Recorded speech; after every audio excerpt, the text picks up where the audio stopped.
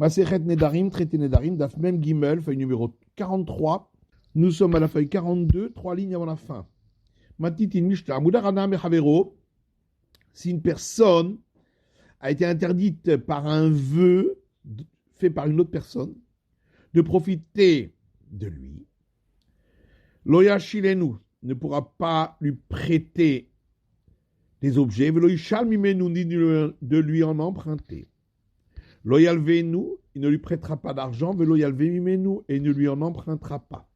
Veloim Korlo, il ne lui vendra rien, Veloikar Mimenu, il ne lui achètera rien. Gmara. On comprend qu'il ne puisse pas lui prêter parce que il profiterait de lui. Et là, mais pourquoi donc la Mishnah dit qu'il ne pourra pas lui emprunter? En lui empruntant, quel profit lui donne-t-il? Et on pourrait peut-être comprendre qu'il ne puisse pas lui emprunter parce qu'il risquerait de lui payer des pièces plus belles que celles qu'il lui a empruntées. Et qu'il ne puisse pas lui acheter, parce que peut-être il va lui acheter quelque chose qui est très difficile à vendre, et donc l'autre en profite, de Kamit Hanemine, et donc l'autre profite de lui. Et la Loïcha Lemenu Mai Kamit Hanemine. Mais par contre, quand la Mishnah dit, il ne devra pas lui emprunter d'objets. Quel profit l'autre tirerait de cela? Rabbi Yosef dit que on parle ici d'un cas où chacun a fait un vœu que l'autre ne puisse pas profiter de lui. Abaye, dans notre réponse, il dit c'est une interdiction rabbinique de lui prêter des objets de peur qu'il lui emprunte. De même pour tous les autres cas, on a rapporté, c'est aussi une interdiction rabbinique à cause du cas inverse. Matitin, Isha suivante. Amarlo Hashileni Paratra, si un homme a dit à un autre, prête-moi ta vache. Amarlo Ena Penouya. Et l'autre lui a répondu, elle n'est pas disponible. Et donc il s'est mis en colère, et Abar, il a dit, Konam Sadi Shani Choresh Bar Leolam.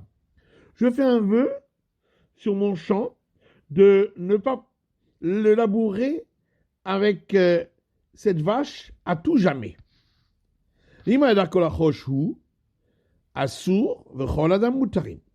Si il avait l'habitude lui-même de labourer, lui n'aura pas le droit de labourer avec, mais les autres hommes, oui. Par contre, s'il n'a pas l'habitude de labourer lui-même, donc quand il a parlé de labourer, c'est d'autres gens de labourer avec. Et donc lui et les autres ne pourront pas utiliser cette vache pour labourer ce champ. Si une personne a été interdite par un vœu de profiter d'un autre et n'a pas de quoi manger, alors l'autre peut aller chez l'épicier, Véomer, et lui dire un tel, j'ai fait un vœu qui ne tire pas profit de moi et je ne sais pas quoi faire. Vous notez l'eau et l'autre comprend ce qu'il veut et alors il lui donnera, l'épicier, de quoi manger ou bave et notel misé. Et ensuite il viendra recevoir le remboursement de ce qu'il aura donné de la part de l'autre, celui qui a fait le vœu. Ayabet Olive Nord, ou bien si celui sur lequel le vœu avait été fait, il avait une maison à construire, Guidro Ligdor, une haie à faire autour de son champ, Sadéhouliktsor, son champ à moissonner, et il n'a personne pour le faire. Alors celui qui a fait le vœu pour aller chez des travailleurs, Gomer, et leur dire Ishploni Moudar Mimeniana, un tel, j'ai fait un vœu qui ne tirerait pas profit de moi, et maintenant je ne sais pas quoi faire. Ven aussi, mais eux comprennent ce qu'il veut dire, ils iront travailler pour l'autre, et moi avec lui, ils viendront à Spré se faire payer par celui-là. S'ils marchaient tous les deux en chemin, et celui qui n'a pas le droit de profiter de l'autre n'a pas de quoi manger. Alors l'autre, noten le shum matana, il donnera la nourriture à une troisième personne en cadeau. Voilà, mutarba, et cette troisième personne pourra lui donner donc cette nourriture. Maintenant, s'il n'y a personne d'autre dans le chemin, il pourra poser la nourriture sur un rocher ou à la gadère ou sur un mur. Et il dira, ces objets-là, je m'en dépossède pour tout celui qui les voudra. Et l'autre pourra ainsi les prendre et en manger. Rabbi Yossé osser. Et Rabbi Yossé interdit. Rabbi Yochanan dit, quelle est la raison de la vie de Rabbi Yossé qui est interdit, que ça va hefker que matana. Parce qu'il pense que lorsqu'on se dépossède, c'est comme lorsqu'on donne un cadeau. De la même manière que le cadeau n'est valable que lorsqu'il est sorti du domaine de celui qui le donne et qu'il est entré dans le domaine de celui qui le reçoit. De même, lorsqu'on se dépossède, ce n'est valable que lorsque c'est entré dans le domaine de celui qui se l'est pris pour lui. Mais entre-temps, il peut revenir en arrière. Et c'est pourquoi on considère qu'il ne s'en est pas vraiment dépossédé, donc c'est interdit pour l'autre de tirer profit dans le cas de notre Mishnah. Motif Rabbi Abba. Rabbi Abba objecte à partir de l'enseignement d'une braïta, donc des maîtres du temps de la Mishnah. Vehala notel ve'ochel. Donc, il pourra s'en déposséder et l'autre pourra le prendre et le manger. Rabbi Yossé osser. Rabbi Yossé interdit. Amar Rabbi Yossé. Rabbi Yossé dit Matai bisman shenadaro kodem levkero.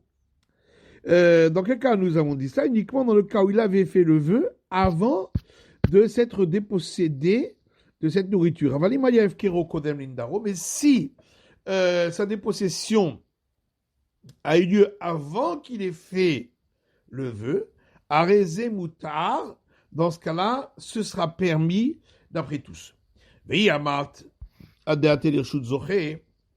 Et si on dit, comme Rabbi Yochanan, que tant qu'il n'est pas arrivé dans le domaine de celui qui l'a pris pour lui, c'est pas considéré comme dépossédé. Malinidro kodem lefkero, mali efkero kodem linidro. Qu'est-ce que ça change si il avait fait le vœu avant de s'en déposséder ou s'il s'en était dépossédé avant le vœu? De toute façon, d'après Rabbi Yossé, ça devrait être interdit puisque il ne s'en est jamais vraiment dépossédé. Hu motive là, vehu meshanela. Lui qui avait posé la question lui-même donne une réponse en disant que lorsque une personne fait un vœu, il ne veut pas que ce vœu s'applique sur ce qu'il avait déjà auparavant enlevé de sa possession. Et c'est pourquoi ce sera permis, même d'après Rabbi Yossé. Motiv Rava objecte à partir d'un enseignement d'une braïta. Miksatan le rishon vekulan le sheni. Si un mourant dit une partie de ses biens iront à une première personne, et ensuite il a dit et tous ses biens iront à une deuxième. Et ensuite, il a guéri de sa maladie. Rishon Kana, le premier aura acquis, parce qu'étant donné qu'il lui a donné qu'une partie des biens, donc ce n'est pas considéré comme une acquisition en tant que mourant. Chez Nilo Kana, mais le second non, parce qu'il lui a donné tous les biens. Et donc c'est considéré comme une acquisition en tant que mourant, et donc ne sera pas valable après qu'il soit guéri. Et donc on voit d'ici qu'on considère qu'il a changé d'avis entre-temps. Et c'est pourquoi il a tout donné au second. Et on ne dit pas que, dès le départ, il avait l'intention de donner une partie à l'un, une partie à l'autre. Et dans ce cas-là, seraient considérés tous les deux comme une acquisition en tant que mourant. Et donc, chez nous aussi, on devrait dire que lorsque par la suite, il a dit « tous mes biens lui seront interdits », c'est donc qu'il a changé d'avis et on devrait considérer que même le bien dont il s'était dépossédé au départ, lui sera interdit. Et là, Amar Rava. C'est pourquoi Rava donne une autre réponse. Aïnout Amar de Rabbi Yossi. Voici la raison de l'opinion de Rabbi Yossi. Xeram shum matanat bet horon. C'est un interdit d'ordre rabbinique parce que ça ressemble au cas où visiblement, lorsqu'il se dépossède, c'est pour le donner à un autre en particulier, comme c'est le cas de l'histoire de Beth Horon. Ici aussi, même si c'est moins visible, malgré tout, on l'a interdit. C'est la fin de l'étude du Daf Mem Gimel, de la feuille numéro 43.